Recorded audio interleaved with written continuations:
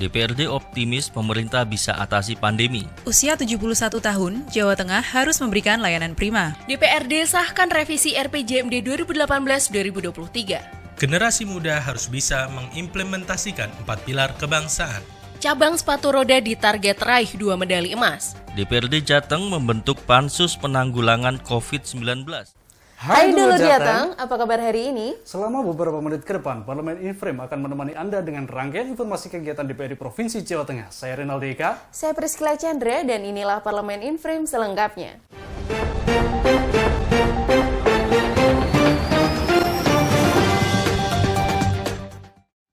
Wakil Ketua DPRD Provinsi Jawa Tengah Sukirman yakin pemerintah bisa mengatasi pandemi COVID-19. Hal itu diungkapkannya usai mengikuti upacara bendera peringatan Hari Ulang Tahun Republik Indonesia di halaman kantor Gubernur Jawa Tengah. Pada puncak peringatan Hari Kemerdekaan ke-76 Republik Indonesia, seluruh harapan dan doa dipanjatkan kepada Tuhan Yang Maha Esa. Wakil Ketua DPRD Provinsi Jawa Tengah Sukirman berdoa agar pandemi COVID-19 sekarang ini bisa sirna. Ia pun meyakini pemerintah bisa mengatasi pandemi ini. Hal itu diungkapkannya usai mengikuti upacara bendera peringatan HUT RI di halaman kantor Gubernur Jawa Tengah. Ia pun meminta dalam penanganan pandemi COVID-19 bisa dilakukan bersama-sama dengan saling bahu-membahu. Pada peringatan 17 Agustus, Sukirman mengikuti berbagai rangkaian upacara bendera.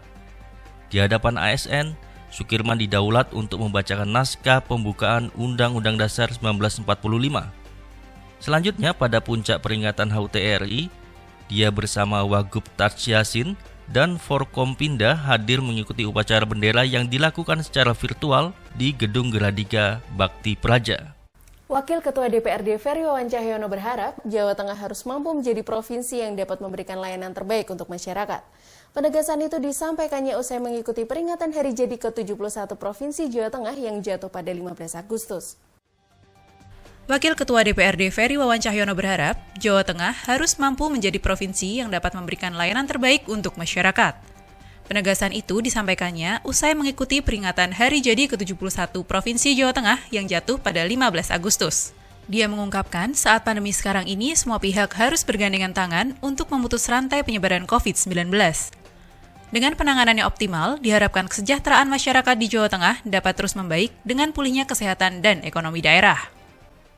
Rapat paripurna DPRD Provinsi Jawa Tengah akhirnya mengesahkan Perda Revisi Rancangan Pembangunan Jangka Menengah Daerah 2018-2023. Dalam rapat yang dipimpin Wakil Ketua DPRD Provinsi Jawa Tengah Sukirman, memutuskan perlunya perubahan arah dan target pembangunan daerah itu.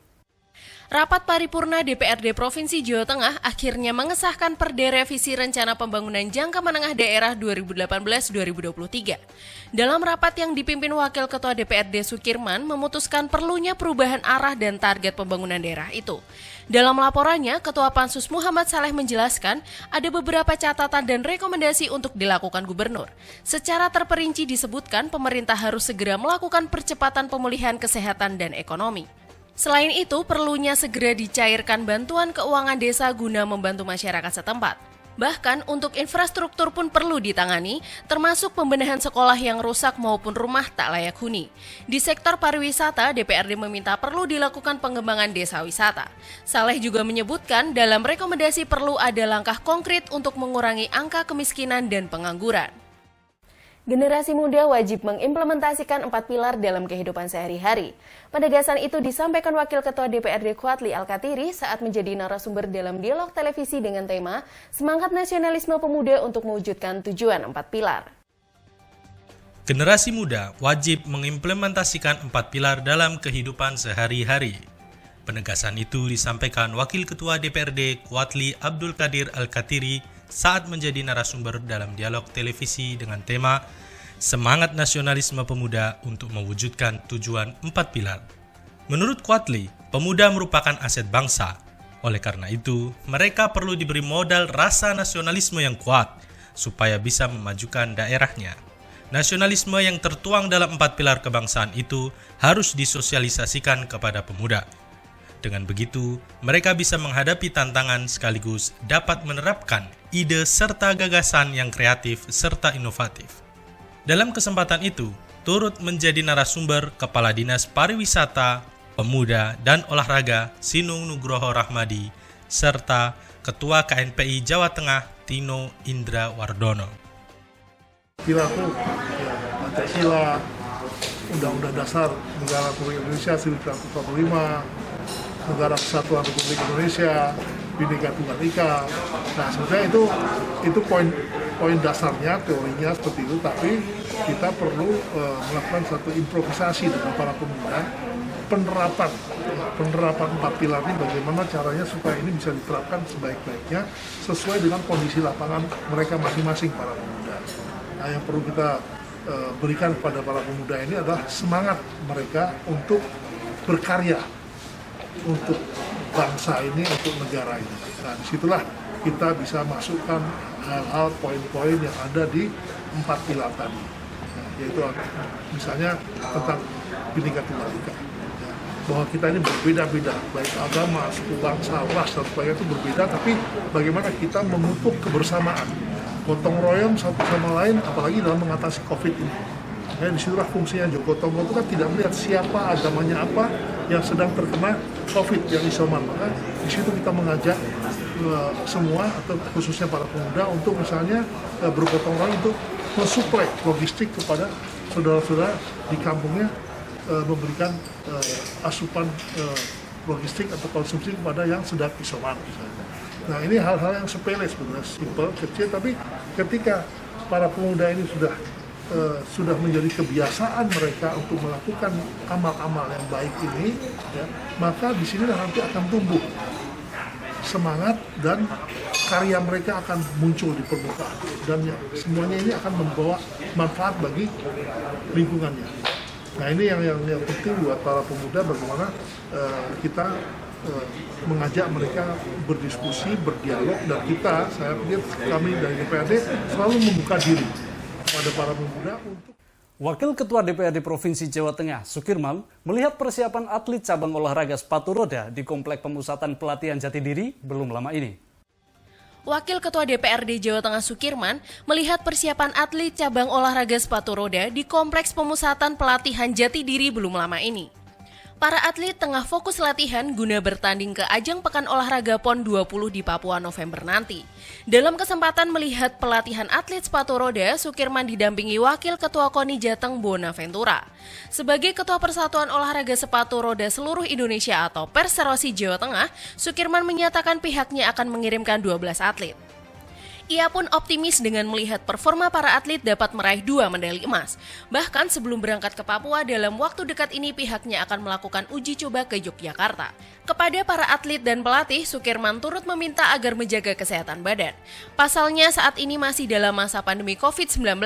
Dengan demikian, saat bertanding di Papua, baik atlet maupun pelatih sudah dalam kondisi prima. Target kita yang dibebankan KONI kan ada dua emas ya. 500 sprint, 500 sprint, terus bergu putra 10.000 gitu. Tapi potensi yang lain juga masih bisa nambah emas nih, 10.000 putri, 1.000 putri, terus potensi perak dulu juga. Tapi 2 emas itu kita optimis lah. Nah, itu rencana tryout dalam waktu dekat. Kita tryout nanti ke Jogja nih nanti, ke Jogja kira-kira setelah 17 Agustus. Kenapa di Jogja? Karena satu, memang di sana kekuatan agak berimbang. Kendala seperti atlet lainnya ini memang nanti coba saya tak matur Pak Gubernur. Dewan Perwakilan Rakyat Daerah Jawa Tengah memutuskan untuk membentuk panitia khusus penanggulangan COVID-19. Keputusan itu diambil dalam rapat paripurna yang digelar secara virtual pada 16 Agustus kemarin. DPRD Provinsi Jateng memutuskan untuk membentuk Panitia Khusus Penanggulangan COVID-19. Keputusan itu diambil dalam rapat paripurna yang digelar secara virtual pada 16 Agustus kemarin.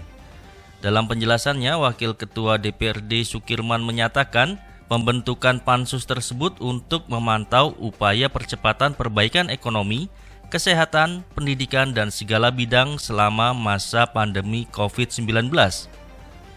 Anggota Badan Musyawarah Agung Budi Margono menyatakan keberadaan pansus merupakan upaya kinerja pemerintah dalam penanggulangan COVID-19 lebih efektif.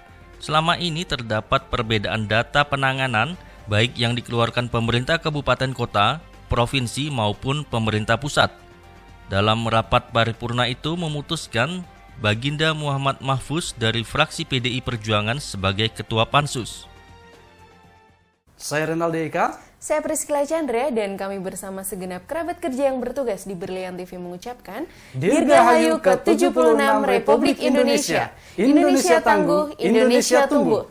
Merdeka!